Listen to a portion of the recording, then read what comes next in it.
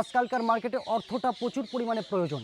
আপনার ভালো থাকার জন্য অর্থের প্রয়োজন, আপনার ছেলে মেয়েটিকে ভালো স্কুলে পড়ানোর জন্য অর্থের প্রয়োজন, আপনাকে ভালোভাবে জীবনযাপন চালানোর জন্য কিন্তু অর্থের প্রয়োজন।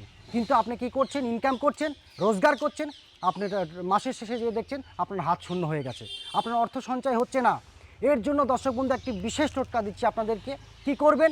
বট বা অসুস্থ গাছের সময় বট বা অসুস্থ গাছের কাছে আসবেন, গোড়ায় আসবেন, এসে দেখবেন কিছু পিঁপড়ের চাক থেকে থাকে।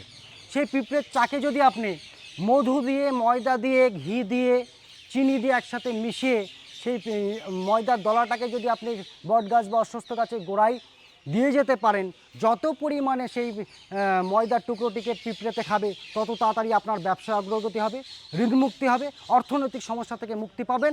100% কিন্তু সমস্যার সমাধান হবেই হবে। এইবার এই ক্রিয়াটি করার পরেও যদি দেখছেন যে না, আপনার ব্যবসায় উন্নতি আসছে না, কিঞ্চিত মাত্র উন্নতি হয়েছে, চটজলদি তীব্র গতিতে যদি আপনার ব্যবসায় উন্নতি চান, ধার দেনা ঋণ থেকে মুক্তি পেতে চান, তাহলে একমাত্র আমার সঙ্গে কন্ট্যাক্ট করে হোমযজ্ঞ পূজাপাঠের দ্বারা একটা নবগ্রহ কবচ এবং অর্থনৈতিক লক্ষ্মী বন্ধনী কবচ করে নিন। দেখুন না কি মিরাক্কেল রেজাল্ট হয়। 100% প্রতিকার আছেই, একদম 100%।